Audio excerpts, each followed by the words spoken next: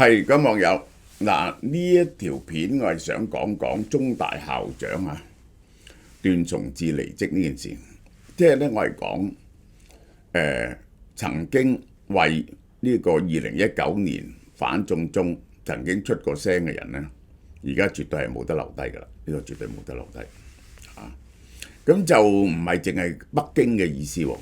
如果北京嘅意思咧，佢就唔會續約，唔係，係本地嗰啲建制派嘅壓迫係無所不至嘅，呢個係因為佢哋要向北京表忠啊嘛。段崇智今年1月9號向中大校董會請辭，2025年1月卸任校長，咁就俾一年時間佢哋揀換人。嗱，大家要明白，2022年4月27號嗰陣時咧，呢個好明顯係北京嘅意思，佢係獲續聘3年嘅，其實係由2024年1月1號做到2027年，做咗1年，佢就非走不可，佢係想頂落去嘅，呢個人係想頂落去。好啦，佢今次接受泰晤士高等教育，講明外部干擾係佢選擇重返研究工作嘅原因之一，唔再做呢個大學行政，翻去做研究啦。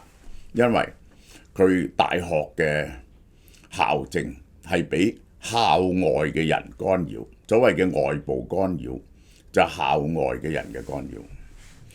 大學係自由思想同追求真理嘅象徵，呢啲價值要維護同保留。嗱，我首先解釋俾大家聽，大學嘅來源世界呢個歐洲嘅大學，即係中國嘅大學唔係嗰種大學。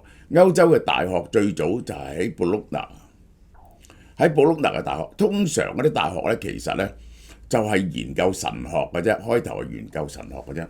但因為呢個歐洲嘅封建制度咧，呢啲大學咧整整下就凝聚咗好多嘅呢個有學術嘅人仔喺度，佢哋慢慢咧就有個社群，於是咧佢哋就有咗自己嘅規矩，有咗自己嘅規矩。咁有咗自己嘅規矩咧，因為封建制度咧就係好興凡係有個特殊嘅地方，呢啲好似大學呢咁嘅地方，就等於有個城市咁樣。嗰啲封建領主咧唔識管嘅，就同佢哋一齊整咗個 charter， 就佢哋自治嘅。其實大學係自治嘅，呢個就維護咗大學自由嘅傳統。嗱，我講俾你聽點解要學術自由，因為如果你要講科學精神，你一定要尊重學術自由。點解啊？科學決定一件事嘅是非，係唔可以由政治權力去決定嘅，亦都唔可以由權威決定。唔係話呢個諾貝爾獎嗰個人講嘅嘢就啱，唔係嘅。亦都唔係根據多數而決定，純粹係根據證據而決定，證據同理由而決定。所以真理好多時係由少數人發明嘅。如果你唔容許啲人提出一啲唔同嘅睇法，你唔容許學術自由，乜嘢問題都講嘅話，咁點會有學術進步呢？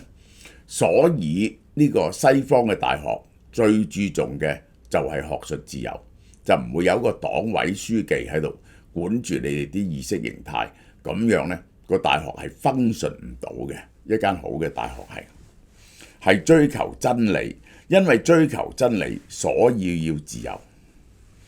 當每出現動盪嗰陣時咧，即係咧一定有唔同嘅意見而有啲人咧就會呢一個係乘機想擴展佢哋嘅勢力。其實佢呢句説話咧係咁解嘅。香港嘅學術自由冇以前咁好，但整體尚可。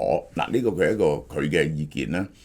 即係咧，你係而家咁嘅，你而家整嗰啲科學嗰啲咁嘢咧，冇乜人干預你。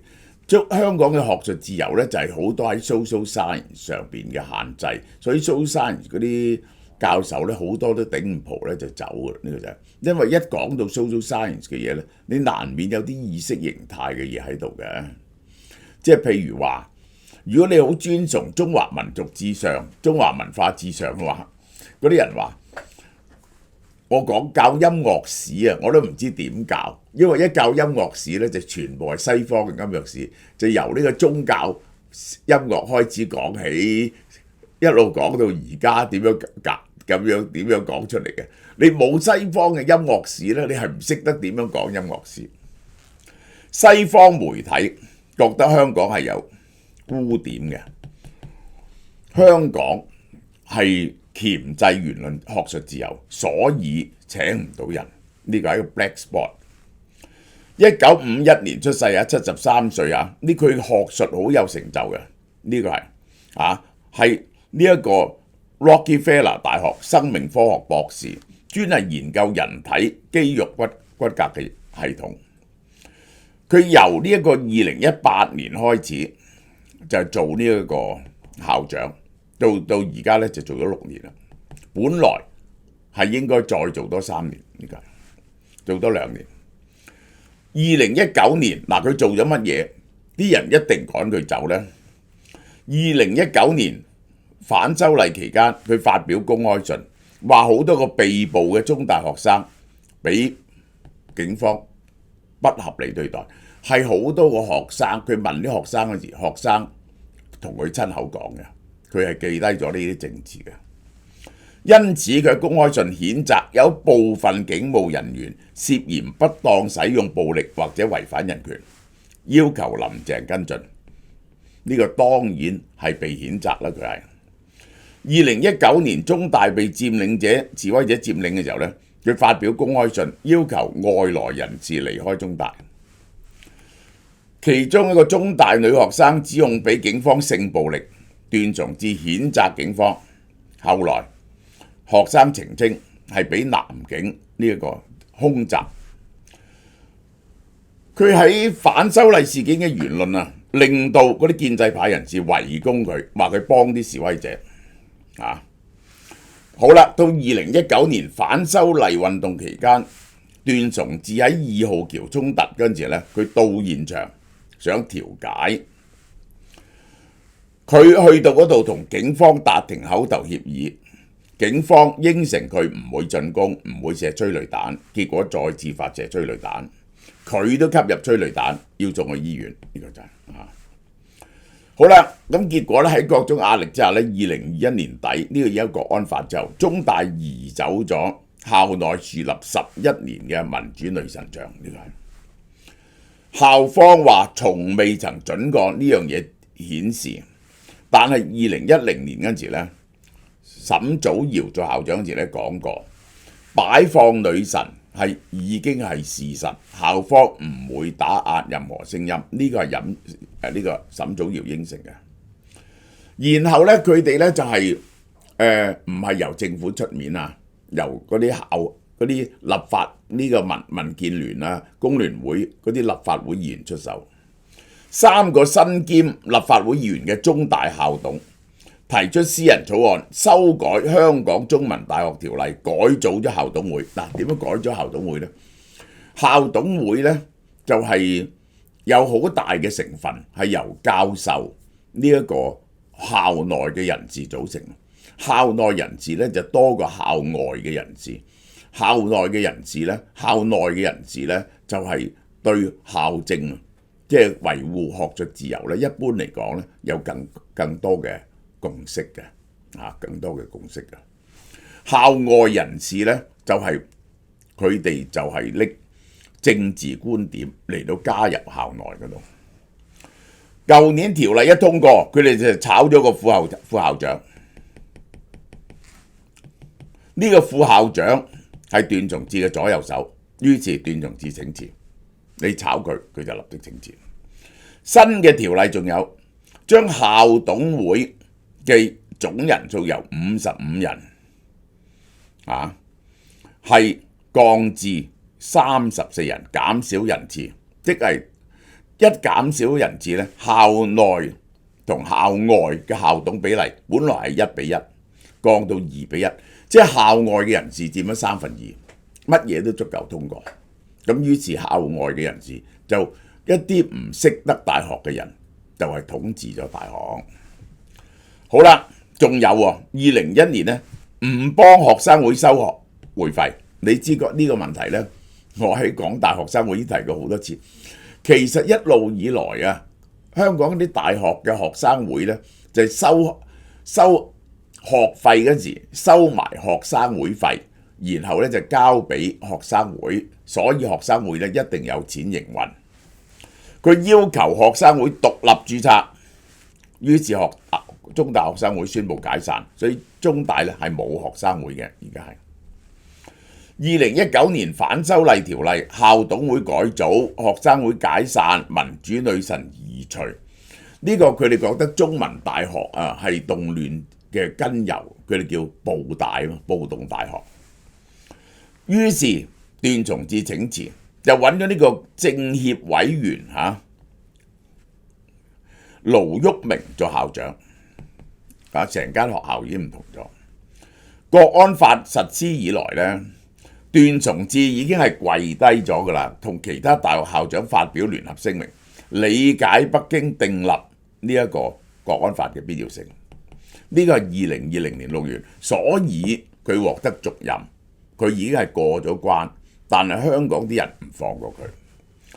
中大校董會9月27號通過，現任醫學院副院長盧煜明做新校長，2025年1月8號，任期5年。佢今年60歲啊！呢個人1997年喺中大任職27年，2002年出任醫學院副院長，係無創產前檢驗之父。香港嘅醫學界真係好犀利，呢個人發明呢樣嘢咧好緊要。以前咧我老婆有 BB 咧，就要伸支嘢入去攞啲羊水啊，攞羊水出嚟做 DNA 測試，先至知道個 BB 仔有冇唐氏綜合症。即係你係需要係驗嗰個羊水，但係嗰個羊水咧，你係一個侵入性嘅，攞羊水係一個侵入性嘅手術嚟嘅，始終對孕婦咧就有危險嘅。呢個盧煜明咧就發明咗唔使羊水就可以驗血，就驗到個 BB 有冇唐氏綜合症。因為一有唐氏綜合症咧，你就好可能咧就要即係呢個將流產咗，將呢個人工流產嘅啦嘛，即係你就可能唔要個細路嘅啦嘛。而家咧咁呢一個咧就測試嗰時咧唔使危及個媽媽同埋個 BB， 所以呢個人嘅學術成就咧唔錯嘅而且政治上非常難。曾任特首李家超競選團隊嘅主席團、特首政策組成以及香港再出發大聯盟嘅共同發起人，好熱心嘅。呢個人係好熱心佢同時係北京市嘅政協，呢個佢話咧係將中大聲音帶入中國決策機構嘅橋梁。呢個講嘢咧，佢都唔知喺度噏乜 Q 嘢。呢個人你係呢一個中大嘅呢個副院長，你去做北京市政協，你老母啊！北京市政協關呢個中大乜 Q 嘢事呢？呢一個係中國決策機構，北京市嘅決策係唔會影響到，又冇權干涉中大嘅嘢嘅。呢一個係你要起碼上到國家政協、全國政協先至可以出下聲，但係政協都係花樽嚟啫。你唔好講話北京市政協啦，你中意做咪做咯。佢話2019年嘅事件對中大香港前所未見，而家重回正軌啦，撥亂歸正，都係呢套嘢啦。形容係一個新嘅開始，呢個係新嘅開始啊。Is it the beginning of the end or the end of the beginning？ 學術自由係大學發展基石，但要守法。個問題乜嘢法？個法律點樣定法？如果定到你乜嘢都唔做得係點呢？正常研究呢，踩紅線嘅機會咧就好低嘅，醫療研究嗰啲嘢就係嘅，除非係牽涉到疫苗咁樣，咁你就要贊成大陸嘅疫苗，咁咧就冇學術自由嚇。好啦，我哋講講呢10日嘅優惠。日本九州白豚豬手粒講你都唔信，呢個500克呢一個洗好切好半公升啊，呢個日本豬手啊20蚊，39蚊減到39蚊都平，減到20蚊。日本 IBP 美國 IBP Prime 係最靚嘅 Angus 去骨牛小排火鍋300克，呢啲最好食嘅，呢個98蚊，188蚊999蚊。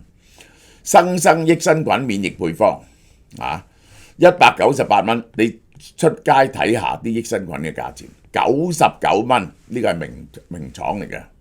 仲有呢隻食咗減肥嘅4克14包，呢一個係食半個月198蚊，60蚊啫，抵到唔痕。呢個係好啦，我哋出呢本大起大，而家開始預訂大起大落的皇帝呢個朱祁鎮。明朝咧一共有16個皇帝，開拓有名一代豐功偉績嘅太祖同成祖，固然係值得史家大書特書啦。但我呢本書其實第3本嘅重點係放喺明朝嘅第6個君王英宗朱祁鎮，因為我認為佢歷史上最傳奇嘅皇帝。大家聽下點解話係最傳奇嘅皇帝呢？中國歷史上從來未試過有一個咁嘅皇帝。佢在位嗰陣時正值國力鼎盛，而佢呢喺一場親率50萬大軍嘅土木堡之變嘅戰役中慘敗，俾北方嘅瓦拉索夫脅迫着佢周圍流徙，好多次呢索取贖金。按理說佢大有可能死於戰亂，但係呢，就算能夠偷生，從此呢都應該一蹶不振，名字淹沒於歷史嘅煙雲之中啦。但令人驚訝嘅係，1年後佢竟然被釋放，踏上故土。回國後，英宗俾細佬景帝封為太上皇，軟禁於南宮長達7年，爭啲冇命。景泰8年，景帝病重，有人藉機發動政變，擁立佢重登帝位。奪門之變之後，佢第2次登基，年號天順，接住又執政咗7年，前後在位22年，成為中國歷史上唯一一次2次登基嘅皇帝。從上面嘅簡述，大家是否有同意佢歷史上最具傳奇色彩嘅皇帝呢？咁大家可以預訂喎。2025年2月就寄出啦，呢個本書係。咁呢個呢就空郵嘅價錢台灣就484蚊台幣，呢個已經8折咗噶啦，呢個就係8折咗噶啦，呢個就係。咁就係包埋郵費，呢個包埋郵費，本書8折咗噶啦。咁最貴就係歐洲2000即係500蚊到，美加400幾蚊到，呢個係。嗱，你哋預訂我先，你預訂幾多印幾多㗎？又有親筆簽名嘅，呢個係。咁又有平郵我一定就住大家個荷包嘅，需時40日，由寄出日期開始算，實際時間嘅郵遞而定，有寄失嘅可能英國美加最遠嘅平郵價錢，呢本書都係752蚊啫。咁咧呢個就係我相信你哋應該儲齊一套明朝歷史呢套係我覺得我真係睇晒街道上一本寫朱元璋，冇人寫得好過我，冇人寫得好過我，包括嗰啲歷史大家唔係。仲有我要提一提呢本書呢，我係同我妹妹合著嘅，我好開心，我哋2兄妹合著嘅。我個妹叫蕭若碧，佢幫我好細心考究同埋整好晒啲文字。